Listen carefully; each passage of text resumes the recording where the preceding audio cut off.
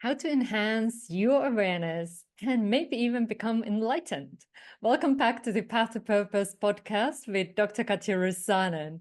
In today's episode, we are exploring another inspiring journey, offering expert tips to help you live your purpose. Are you ready to get inspired? And I'm super thrilled to introduce our guest, Corey Poirier, who is a multiple-time TEDx speaker, Wall Street and USA Today bestselling author, a Success Magazine emerging entrepreneur, and the founder of Blue Talks. His book, Enlightened Passenger, is a blend of self-help wisdom with the art of storytelling. And in this interview, we will, of course, talk about the book as well as the Becoming Enlightened. So stay tuned. So welcome, Corey. I'm super excited to have you here. Well, thank you so much. And I'll say the same. I'm super excited to be here and looking forward to making some magic happen. Absolutely. So first of all, I'm curious, was there a special event that led you to this path? Uh, yes. So I've shared this in the past before, but quite honestly, where it all sort of started for me is I actually, I guess the weird and unique way to say it is I actually got tricked into performing stand-up comedy one night, and I actually performed stand-up comedy. I bombed, as we call it in comedy, horribly. Like I didn't deliver. I didn't get any laughs, and it was a terrible showing. And the next day I went to work, and people said, wow, you feel like you have a different aura about you or a different energy about you. You feel like a different person. And I didn't really know it then, but what had happened is I started finding a passion. And at the time, again, that passion revealed itself as speaking, or sorry, rather comedy, but it evolved from there. So I kept performing stand-up comedy, and I ended up performing ultimately 700 shows over 9 years. So Wow.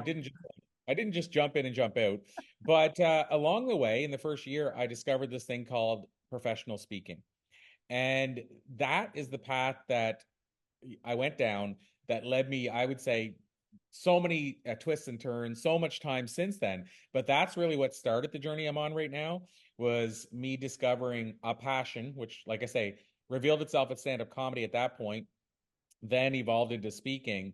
And that's evolved from there into interviewing people, to writing, all those things. But it all started that night. So you said one event. That was the event. It was just this open mic stand-up comedy night that I was tricked into performing, and it opened the doors for all the rest to follow. I love that. And sometimes, yes, universe kind of tricks us on our path. So that is a great way. And I love what you shared. It actually gave me chills, like how people recognize that something shifted the following day. And Mm. that's often, sometimes we see it within, but often others will notice it before we do because we are just in the process. And that was a beautiful journey. And I know one of the things that you believe in is that everybody should have that personal mission statement. Correct. So first of all, let's dive in a little bit deeper there. I'd love to hear, like, why do you believe in that? And maybe also sharing what's yours. Yeah, I mean, so it's a great question. And I mean, the short answer is how it came to me was I was sitting in an office one time, and this company had this great mission statement on a wall. And I started saying to myself, like, it's so fascinating how most of the top companies have a mission statement. Some of them the employees know, some they don't know, they just know how to carry it out.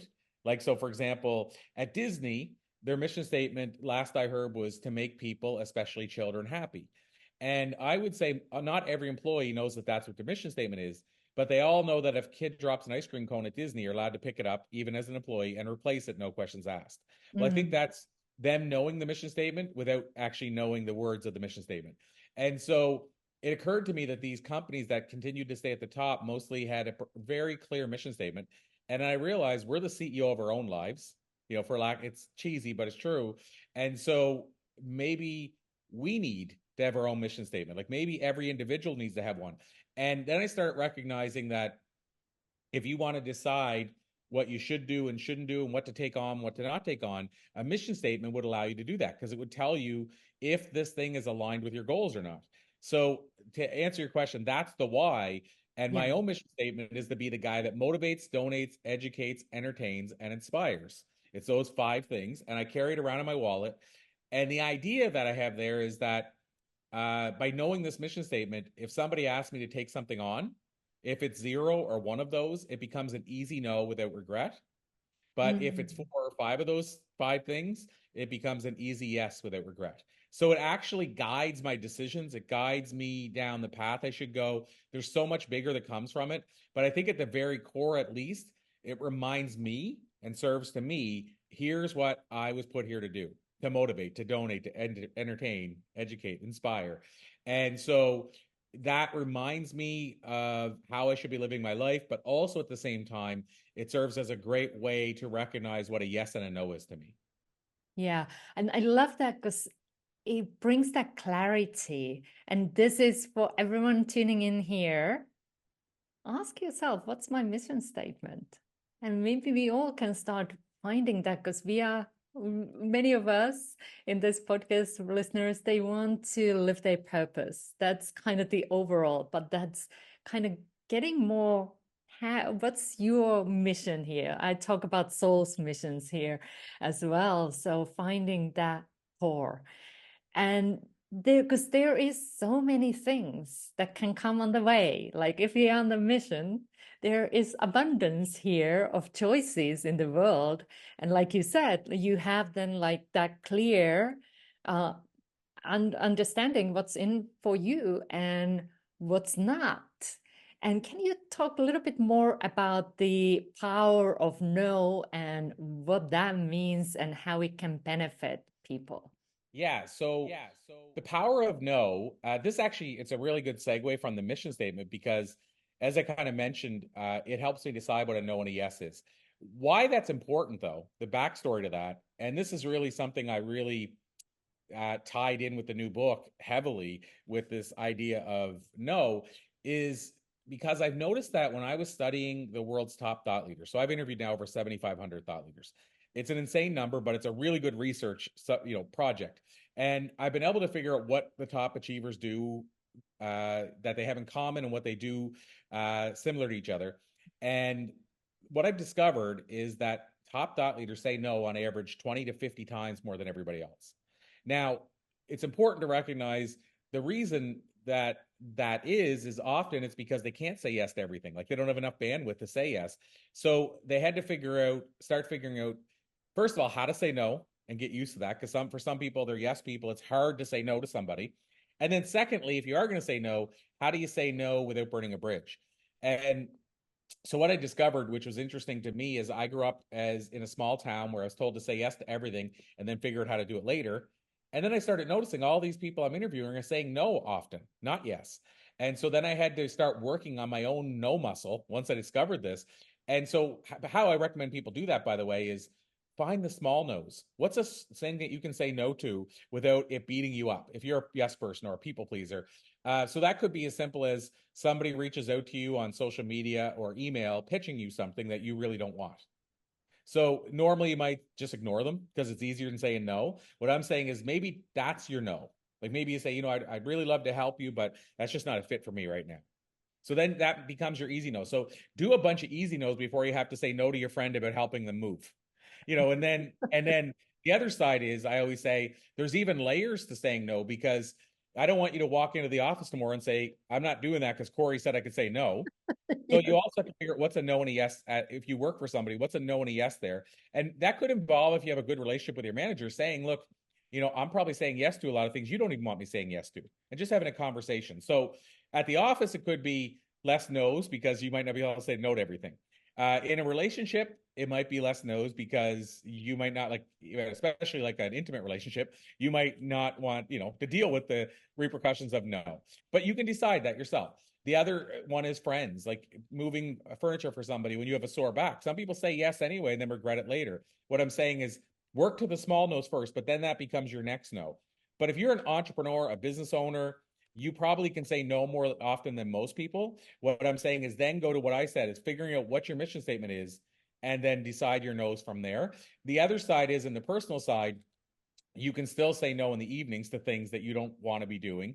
So take the power back in the areas of your life you can right now, and then, go from there.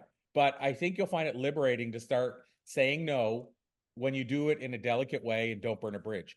Now, the last thing I'll say on that is what I learned about how to say no without burning a bridge came from an interview I did with Shailene Johnson, she created Turbo Jam. She's an Instagram influencer, a big podcaster. And she was running Turbo Jam, and it was multiple classes all across North America. And I think she had 600 classes in the US.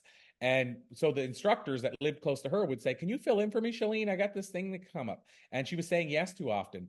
And she said what she had to start doing is she had to figure out a way to say no to these people that she loved dearly in a way that wouldn't hurt relationships. So she said what she started doing is she would look at relationships where it might be relationships, for example, where it's like she had a relationship with her family, let's say her home life, her husband and her kids, where that was her priority. And they knew it was a family run business, meaning her employees did and the trainers did. So she would say, "I have to check with Brett to make sure we don't have anything scheduled this weekend, and make sure with the kids I don't have anything scheduled before I say yes. I hope that's okay. If it's okay, give me 2 days to come back with an answer. If I can do it, I'll do it. If I can't, though, I'll try to find you somebody else who will. Is that okay?" And what I found is it's hard for people to get mad at you when you're answering it in that way. And of course, you might not have family, but you can figure out what's the thing that's really important to you that other people could understand why it's really important to you. It could be like, I have to take care of a family member on the weekends these days, or whatever that is. And I think you'll find that comes across a lot better than just saying, "No, I'm not interested in that." Yeah. So don't burn a bridge as often. So that's why I think it's important to say no, and how you can say no. And the mission statement is how to decide what a no and a yes is. Love it, because that also helps us to fulfill our missions, because we have that power of no and power of yes. And you have also another thing that you keep saying, that it's the MAYFLY. And why do you say we need to understand the MAYFLY to live a fulfilling life? So the MAYFLY, where this came from, and it's an actual, I never expected this in a million years, but it's a chapter title in the book. So it's really, in a lot of ways, it's a chapter dedicated to this MAYFLY, which I didn't even know exists. It's just a little fly called the MAYFLY. But why it's significant is I was watching an episode of Everybody Loves Raymond.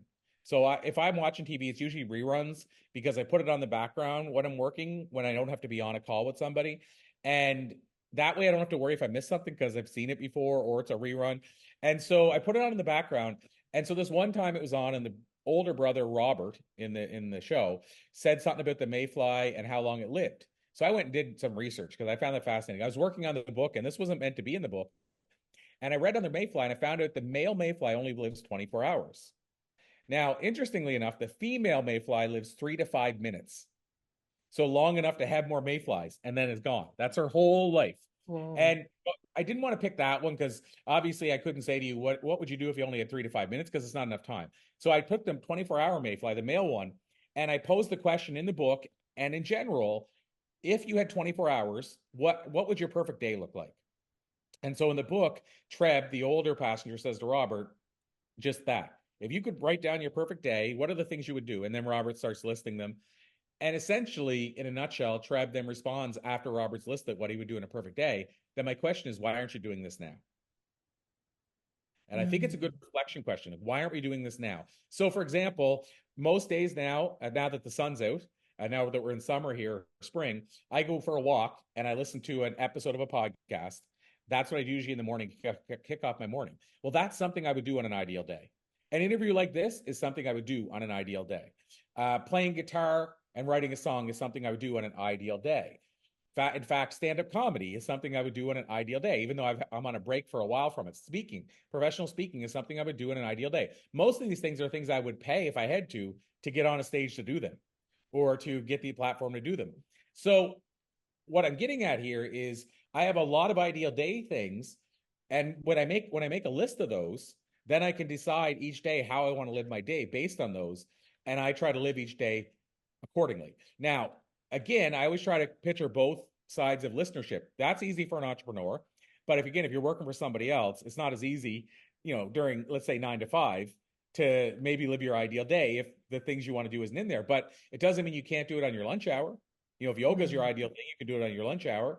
You can do it on your breaks, especially in your evening. If you work days or whatever time you work, your off hours, you can live your ideal day. So it's just really the idea behind it is, let's learn from the MAYFLY. It only has 24 hours. It has a purpose. Its purpose is, I guess, to procreate or what have you, but it is a purpose. And it lives its purpose for the 24 hours. So the question again is, if you only had 24 hours, how would you live your day? And if so, why don't you start living your days like that now? That is really a life-changing question if you really start bringing that forward every day, asking that yourself. So thank you for sharing that, and congratulations about that new book of yours that you just got out. So can you please share a little bit what led you to writing the Enlightened Passenger book, and share a bit more, because it sounds really fascinating. Oh, well, thank you so much. So, what led to it was, I won't go too much into detail on this one thing because it could give away some stuff in the book, but I'll just say a question that I asked frequently was the catalyst for the idea. So I basically sat with the question one day and I was like, oh, that'd be a cool concept for something like a book or movie or whatever. And I just left it at that. It was just an idea that popped in my head. And then at some point I went, oh, this could be the ending for such a project if it was a book, let's say. And then I was like, but how would it begin? And then I thought about the beginning, and then I thought about where it would take place. And so those things all kind of came together just kind of in my mind as I was walking around. So it went from an idea, it took a year before I ever put one word on paper. And it was just like carrying it around with me, and my wife saying, when are you going to write that book? But nothing happened with it. And so we went on a family vacation to a cottage by the water. And I don't swim. That's not my thing. It's their thing though. Like, she's teaching both the kids. She's a big time swimmer. And she said, you should work on that book when we're swimming, because, you don't want to come out swimming. You're just going to either sit in the beach or something else. Why don't you either sit in the cottage or sit in the beach with the laptop and write the book? Anyway, so I took her up on it. And that 2-week vacation, I wrote half the book. Then the interesting part is it took another year to finish. So it was like I would write 3 pages at a time, just not really having the time, but trying to carve out the time. So 2 years it took before the book was written in a rough sort of stage. And then I would say from there, it was like I sent it out to beta readers, people to read it and get their feedback and make changes. And I did a whole bunch of other things, which took maybe another 6 months. So ultimately, the book was over 3 years from idea to in my hand, basically. The book itself, what it's about is it's a fictional parable, two strangers on a plane, Robert and Treb. Robert's the young passenger, Treb is the older passenger. Robert books the flight, first class seats, books the seat next to him because he doesn't want any passengers next to him, falls asleep, wakes up, Treb's next to him. Treb reveals that the flight or the airline bumped him up to first class because they had no more room. They oversold the flight.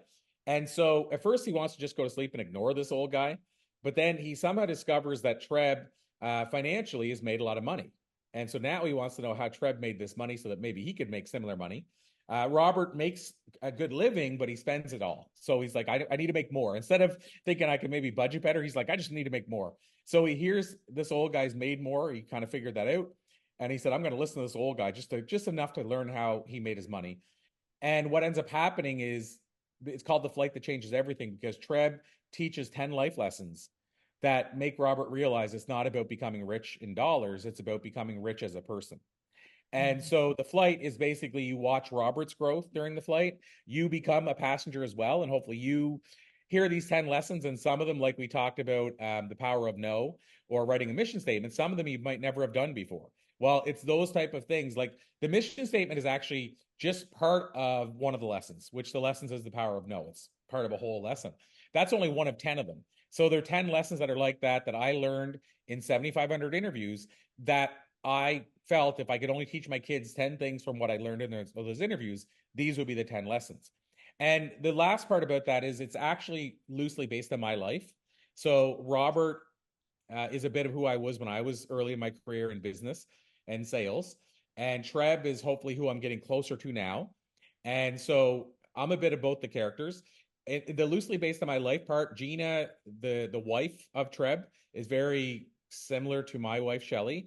The stories in the book, like it talks about performing stand-up comedy when Treb tried that, when he played music at the Cavern Club in Liverpool, and when he got his tattoo of John Lennon at the Cavern Club in Liverpool.